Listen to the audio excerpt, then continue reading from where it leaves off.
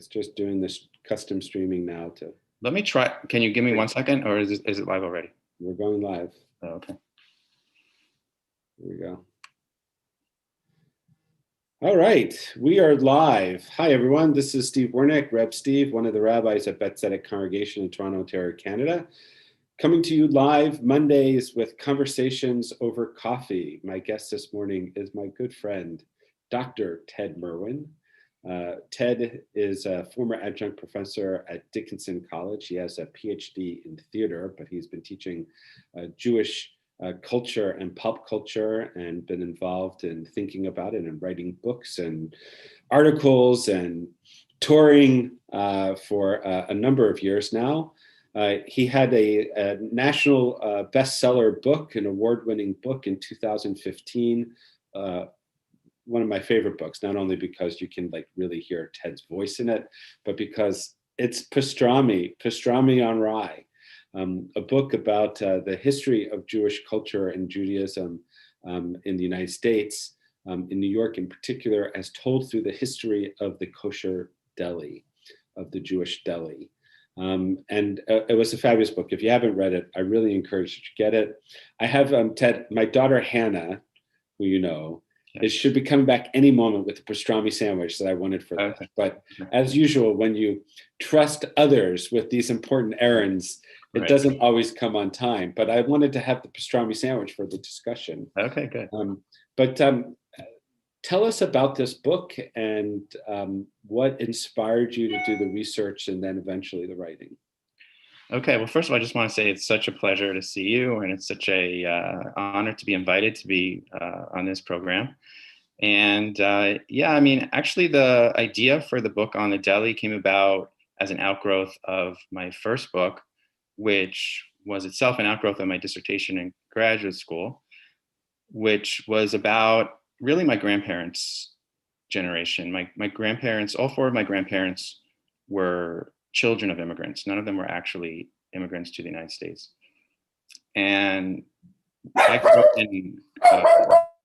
up in a suburb of New York City called Great Neck on Long Island. And I grew up in a very secular Jewish family. So my parents really didn't have much of a connection to the Jewish community, even though it was a very Jewish suburb.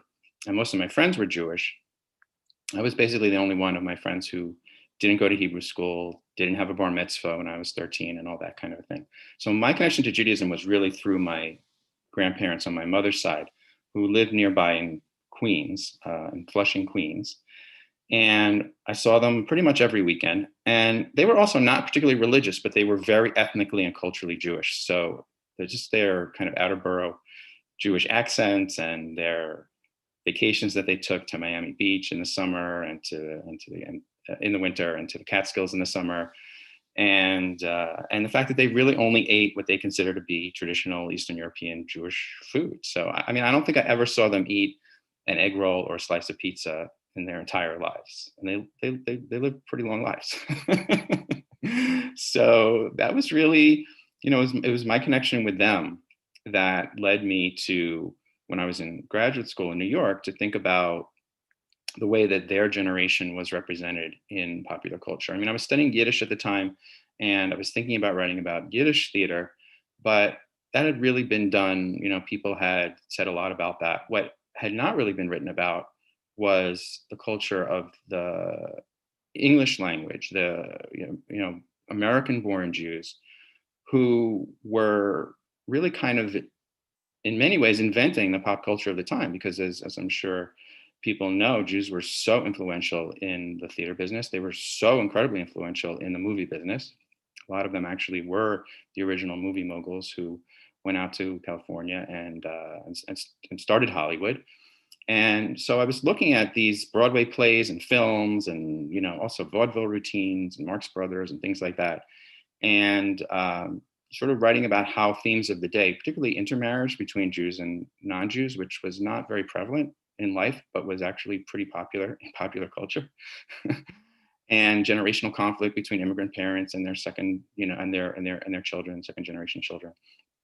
So anyway, I finished that. That became my first book, which is called In Their Own Image: New York Jews in Jazz Age popular culture. And then, I was still sort of thinking about those themes and realizing that so many of those scenes and skits and songs and so on from the 1920s, from that period, were set in Jewish delis.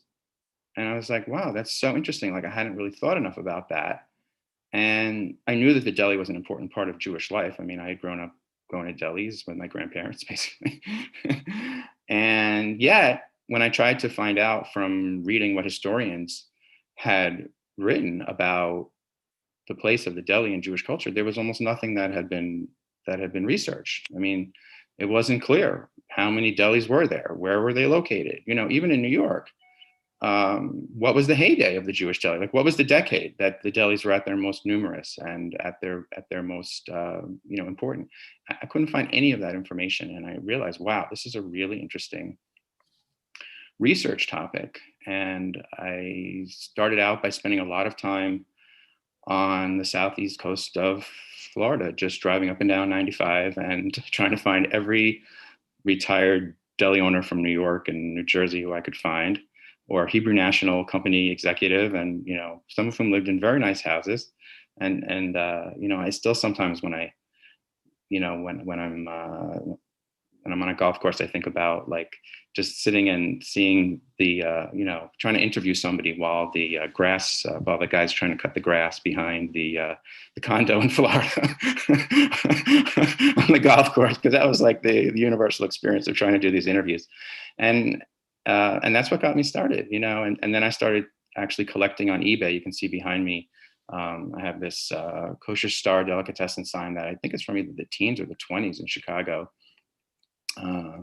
and Celery soda sign. So I have, just hundreds of items of memorabilia of, those neon clocks, those neon signs, and the sort of the light up electric clocks, and the menus and the matchbooks and the ashtrays and everything you could think of, basically, that ever came from a kosher deli. So what are some of the things that you learned from doing this research? Well, I think the biggest thing that I learned is that my original hypothesis, which was that the deli was really at its height in the immigrant period when Jews were flocking to the Lower East Side from Eastern Europe. My assumption was that was the real high point, because Jews came from Eastern Europe. They were homesick. They were nostalgic. They had the ability to eat more meat in the United States than they had when they were, incredibly impoverished back in Eastern Europe. Not that they weren't still poor for the most part in New York, but meat was much more plentiful. So I figured, like, look, the Irish immigrants, they drank, as a way of, stereotypically, they drank as a way of dealing with the, poverty and discrimination and, pain of adjustment to a new land and all that kind of thing. And, African Americans had barbershops and other places, beauty parlors and other places where they would kind of gather, and they would be able to share, the experience together and create community. And so I figured that, it was really during that immigrant period that the deli was, and that's what everyone had assumed. And I found out that was completely and totally wrong. Not that there weren't delis, obviously, that existed on the Lower East Side. There were a handful of them. But there was a survey done in 1899 that I quote in my book of the 10th ward of the Lower East Side, which is like Orchard Street, Essex Street, Hester Street, Delancey Street, like the real Jewish heart of the Lower East Side. And they found 10 delis in that neighborhood at that time, when there were literally hundreds of thousands of Jews. It was like more crowded supposedly than Calcutta or Bombay. It was like the most crowded place on the face of the earth. And there were 10 delis. So that either there were incredibly long lines on Sunday morning for people to get in for brunch, or something's wrong with that hypothesis. Actually, something is wrong with that to begin with, because delis were not restaurants during that early period. Even those delis that did exist were not places where you could go and eat. They were takeout stores. So whenever you look up the word delicatessen, say in the New York Times archives from that period, it's always delicatessen store. It's not just delicatessen. So it was really only after the turn of the 20th century that delis started to sort of morph into restaurants and have table service and that kind of a thing. So the hypothesis was wrong about the delis. Right. So where were Jews gathering? What was the locus of their communal experience? Yeah, so I mean that's a good question. I mean, I think there was a lot less eating out than there is nowadays. I mean, I remember when I was growing up, my grandmother, who, as I mentioned, was not actually an immigrant, but she grew up with immigrant parents. She told me that they never ate out when she was a child. They just didn't. Now, part of it might have had to do with people who were more traditional and still kept kosher. There was no kosher certifying agencies during that time. And one of the things that I found in my book, which was really kind of fascinating, was that there were a lot of scandals in the teens and 20s, even into the 30s, of kosher sausage companies that would pretend that they were selling kosher meat and actually would turn out not to be kosher. And there was one example of this place called Bronkman's, where and everyone who had been told, who had bought food from one of these from this particular deli, was told by the rabbis that they need to throw out not just the food, but their dishes, their pots, their pans. Basically, they had to start over and have a new kitchen, which in those days was kind of expensive. So I think that was part of it. I think there was also kind of, I mean, not that there weren't places to go and eat out, because I think that there were. But if you look, for example, at Irving Howe's book, World of Our Fathers, which is kind of like the, authoritative book on the immigrant experience for Jews on the Lower East Side, he says in that book, he says that candy stores were 10 times as numerous as delicatessens. And because the candy store wasn't just a candy store, I mean, it was like a place where they would turn into like a Nickelodeon. They would hang up a sheet in the back and they would show movies. When movies started coming around, they would have vaudeville acts. So it was like a soda fountain, what we would I guess call a soda fountain. So those were much more popular and much less expensive, I guess, than buying food from a deli. So how does the deli then become such a place of nostalgia in the Jewish community? Yeah. If the lived experience is different than the imagined experience, what were the factors that led to the imagined experience? Yeah, no, I think that's a really good question. I mean, I think so. Just to follow a little bit in terms of what I was saying chronologically, I mean, Jews move out of the Lower East Side in the years leading up to the First World War. And so they're moving in New York, they're moving to Bronx, they're moving to the Bronx, they're moving to Brooklyn, they're moving to Upper Manhattan, Harlem, places like that. And so the kosher deli in particular really kind of becomes more a part of the urban landscape during that period, where there's a kosher deli on every corner in Jewish neighborhoods in Brooklyn, for example.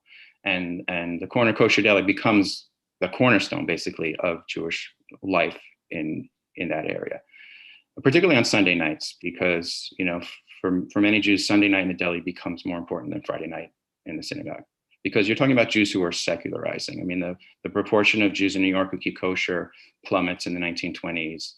And yet, when people want to go out and, I mean, these are really kind of intergenerational Jewish spaces. So there may be grandparents or older relatives, aunts and uncles and so on who are still keeping kosher.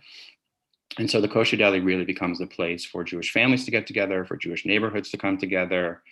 And that's when you really see the deli begin to rise in popularity and in terms of importance. And you see a lot more plays and films and things about Jewish delis, which I started out by talking about. And so I think when there's nostalgia for the deli, I think a lot of it is nostalgia that a lot of people have for that second generation Jewish period. And not just the kosher deli, though, because in my book, I also talk about the non-kosher delis that sprang up in the theater district in New York. And so those were just as important, I think. I mean, they were in many ways aggressively not kosher. I mean, they served all kinds of food that was treif, in addition to corned beef and pastrami and tongue and stuff like that. And they were real hangouts for the celebrities of the day. So if you think of a place like, if anyone's ever been to the Carnegie Deli in New York, or any place where they have pictures of the stars of the day sort of plastered on the walls, often on the menus, even the sandwiches themselves were named after, right. So you would eat like the Eddie Cantor or the Fanny Brice or whatever, or the Al Jolson, right? So Al Jolson performed at the Winter Garden Theater on Broadway, and he would invite the entire audience to come back to Lindy's with him for a sandwich after the show. And I'm sure a lot of people did, because it was like, that was just the nature of things in those days. It was very different from the way it is now. Like, can you imagine Beyonce inviting the Italian? Come with me. We're going to Lindy's for a sandwich. I'm not sure. So that would work in the same way. How But long yeah, would that line be? exactly. With everybody taking pictures, selfies, and stuff like Right. that. So yeah, no, Leah, can you not come in here right now because I'm doing a live show here. You can take the dog with you. Thank you. Uh, so yeah, so I think that that's also, really, really important in terms of Jews having this place where they could go and they could experience a kind of vicarious celebrity themselves, a kind of sense of importance. And remember, this was at a time when there was huge anti-Semitism, discrimination against Jews in American society. So Jews were not able to go to Ivy League universities and graduate schools and, stay in nice hotels and move to nice neighborhoods and, join country clubs and things like that. And so it's interesting that they could go to this place and they could eat together and they could feel like they already achieved a kind of level of importance in American society that they hadn't really achieved yet. So it's all about fantasy. It's like one of the menu covers that I use in my book is about a very well-dressed couple sitting in a. So this is the. So this is right on the cover before you open it up and look at what's inside the menu. And they're sitting under like a fern, and they have this waiter in a tuxedo who's serving them out of one of those silver chafing dishes, and he's just about to take the top off of the dish, kind of thing. And it's so funny to me because like this is a place that had like sandwiches and like knishes and whatever. Like nobody's dressing up like that. Nobody's eating in a really upscale restaurant or and being served by a waiter in a tuxedo with a chafing dish. But that was the image that Jews had of themselves. That they were so high class. And that, it was like the food itself was kind of beside the point in an interesting way. Let's talk a little bit about the food. It's Eastern European. Is that right? I mean, it's something that they brought with them. I mean, what? It's a complicated question actually, because so Hasia Diner, who's a professor at NYU, excuse me, has a wonderful book called Hungering for America, in which she talks about the fact that Jews and Italians and Irish people came to the United States largely for the food, because the food was better here than where they came from. And so she has actually a great chapter for each immigrant group about what life was like in the old country and then what it was like in New York or in America. And she talks about how this was food, she says, that Jews, quote, learned to think of as traditional, that it wasn't the kind of food that they really ate on a regular basis. Hey, Sarah, or Hannah. I know, I'm doing a live show with Steve Warnick, so can you like not be here right now? You can get water in a little. I'm sorry. I know you just woke up. No, it's fine. This is what happens when you're in quarantine and lockdown. I know. I promise it won't be that much longer. So, what was I saying? Oh yeah. So this was not food that they ate. I mean, Jews almost never ate beef. I mean, like poor Jews in Eastern Europe. Think about that scene from Fiddler on the Roof, where somebody makes the joke that if a poor man eats chicken on the Sabbath, then one of them must be sick, either the guy or the chicken. I mean, even chicken, right, was something that was a luxury. So can you imagine how little beef they ate? I mean, there were probably Jews in Eastern Europe who never ate beef in their entire lives. So, to say that they came and they brought these foods to America because these were foods that were part of their life in any sense back in Eastern Europe, it's just not really true. On the other hand, right, it was during the Middle Ages when Jews moved through the Rhine River Valley, kind of on their way to Poland, that they clearly, acquired a taste for smoked and pickled and spiced meats of different kinds, as well as that's when the Yiddish language became a part of Jewish life and all that kind of thing. So it's not that it was completely foreign to them, but chances are these were kinds of foods that they had eaten only rarely, in small quantities, and on special occasions. When you were doing the research for the book and you were writing it, what surprised you? I mean, a lot of things surprised me. A lot of things. One of the things that surprised me the most is that the decade that actually did turn out to be the heyday of the Jewish Deli was neither the immigrant period nor the 1920s that I talked about. It was actually the 30s. So there were 1,550 kosher delis in the 5 boroughs of New York in the 1930s. How many? 1,550. 1,550 kosher delis. Kosher delis alone in the 5 boroughs of New York. Wow. Yeah. It took me a long time to find that statistic. I found it in the Yeshiva University archives up in Harlem.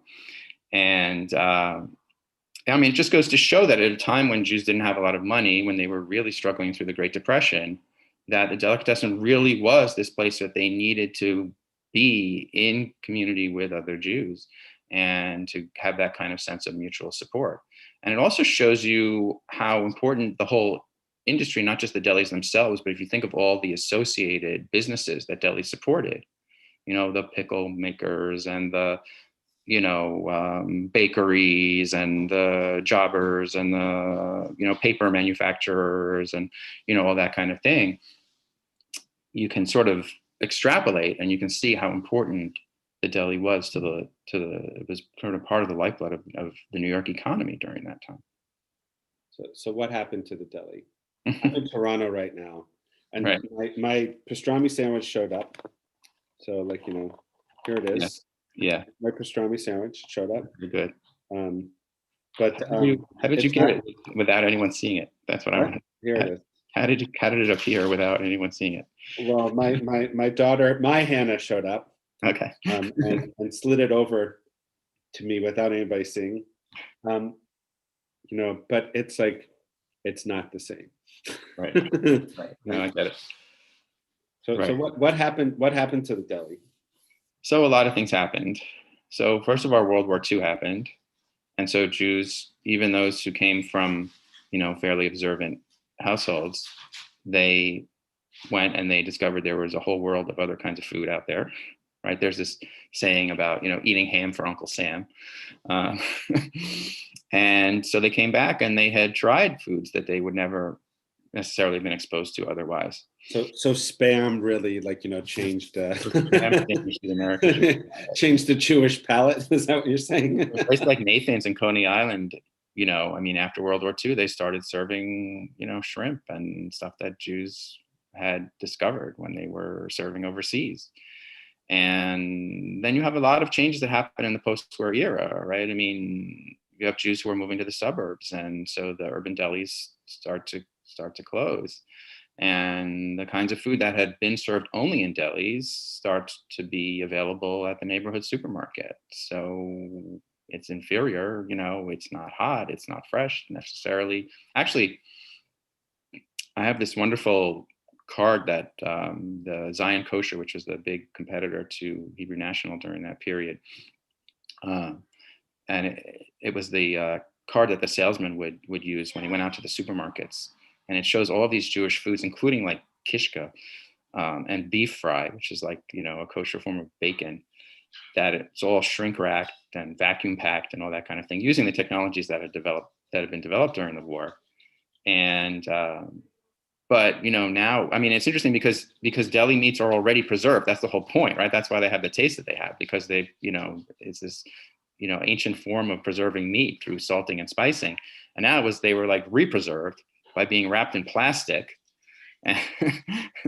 and now made available to Jews who are living, new Jews and non-Jews who are living in the suburbs. And not that there aren't delis that spring up in the suburbs, because there are some that do. I mean, absolutely no question about it, in shopping malls in the suburbs. But it's not like the kind of face-to-face interaction that you had back in the city. Now Jews are running into each other in the aisles of the supermarket, and they're buying these cold cuts to bring home and and eat in their kitchens. So it's just a totally different situation. You also have, by the say 60s and 70s, you also have a huge upswing in the idea that being an American is being healthy and fit and not eating foods that have a lot of fat and cholesterol and salt and stuff like that. And so, so this doesn't fit in with that. No, I don't think so. I don't think so. So that's a big part of it as well. Is one of the things when I give my talks is I love to show. Oh, guys, I'm doing a live broadcast now. That's okay. My wife just got home. So this is like life during the pandemic, Steve. You know how it is. Everyone's on top of each other. It's exactly how it is, and This is a laid-back show, so it's all good. Okay, good. I'm glad. Okay, so what was I saying? I lost my train of thought. health, and we were talking about Health and fitness and stuff like that. Yeah, yeah. So when I give my talks, I always use this episode from Saturday Night Live from 1976 that John Belushi did called Samurai Delicatessen. There was a whole series of samurai warrior satires that he did with Buck Henry, who was the writer for Get Smart and other things. And so there's a great one of a Buck Henry coming into the deli, and there's this samurai warrior behind the counter. It's a little bit like the soup Nazi from Seinfeld, and he asks him to make him a sandwich, and he makes him the sandwich using the samurai sword to cut up the tomato and cut up the bread and everything like that. It's hilarious. But at the end, he puts the sandwich on a plate and he puts it down on the counter, and the guy's like, well, it looks nice, except I really distinctly told you to trim away the fat. Like it's got too much fat on it. You got to take that sword again, and you got to somehow trim off the fat. And so Belushi takes out another knife, and he's about to what's it called when they commit suicide? Carry. Yeah, because he's a purist. The idea of trimming the fat off of the meat is like, forget about it. It's not going to taste good. So it's really, really funny. So before we turn to last minutes as to what you're working on now, I think it's really important to clarify which pastrami do you think is the best kosher pastrami available today? You mean at an actual deli, or at you mean actual deli? Oh, I mean, I would say probably Pastrami Queen in New York, which is on the Upper East Side and is actually now moving to the Upper West Side as well. Second Avenue Deli is also really, really good. So it just depends on. I mean, there are very few kosher delis that are left even in New York. Yeah. I don't know what the situation is in Toronto. The only deli I've ever been to in Toronto was Kapelansky's, which I can't remember. I don't think it was even kosher. Is it? Is it still around? I don't think so. I don't think so. Yeah. Are there kosher delis in Toronto now?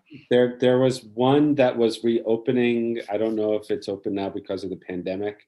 I got this sandwich at a place called Kosher Gourmet. Okay. A lot of it's as you said, it's a lot of takeout food. Yeah. Yeah. Yeah. And the other thing I should say is another big reason for the decline of the deli is that Jews just discovered Chinese food. I mean, at least in New York. I don't know about Toronto.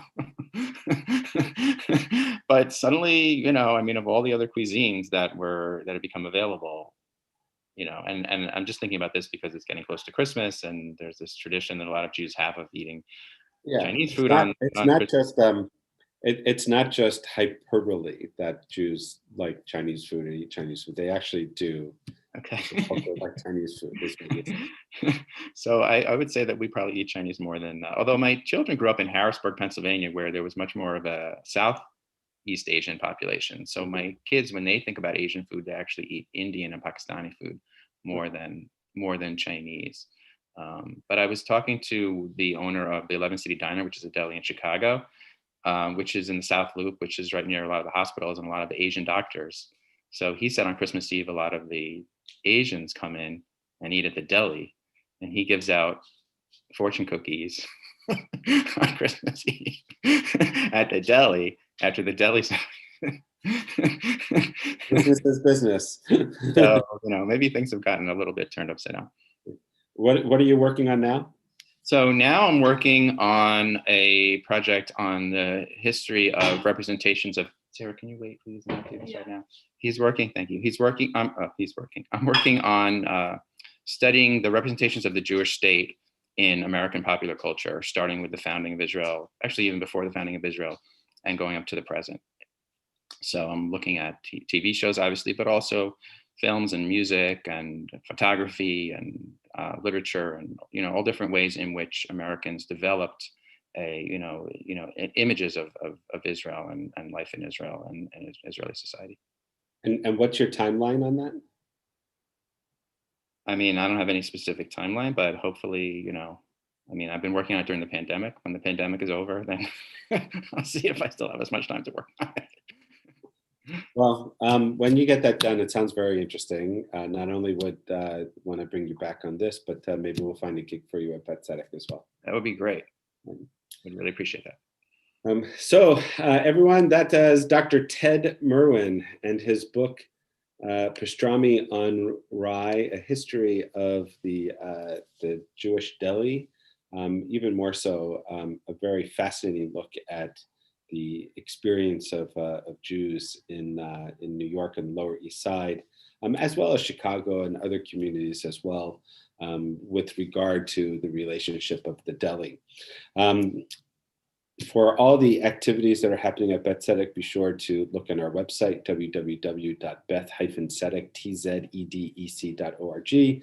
I want to let you know that next week, Conversations Over Coffee is actually going to be part of the virtual JCC.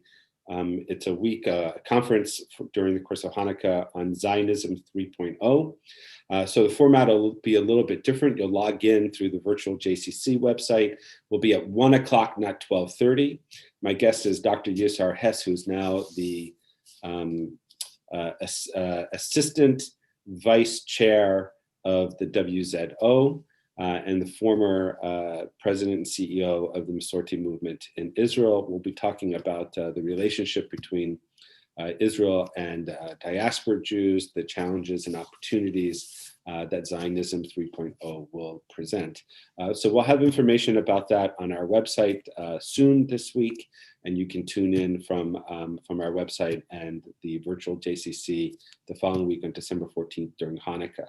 Be sure to check out all the opportunities to engage with Hanukkah through Patsetic, as well as all the opportunities that we have to be spiritually near, even though we are still physically distant. We hope everyone is staying safe, continuing to practice common sense and following the directions of our public health authorities. Wear a mask, practice social distance, physical distance, and wash your hands regularly. That's it for us. Thanks, Ted. Thank you. Thanks, everyone. Chag Chanukah Sameach.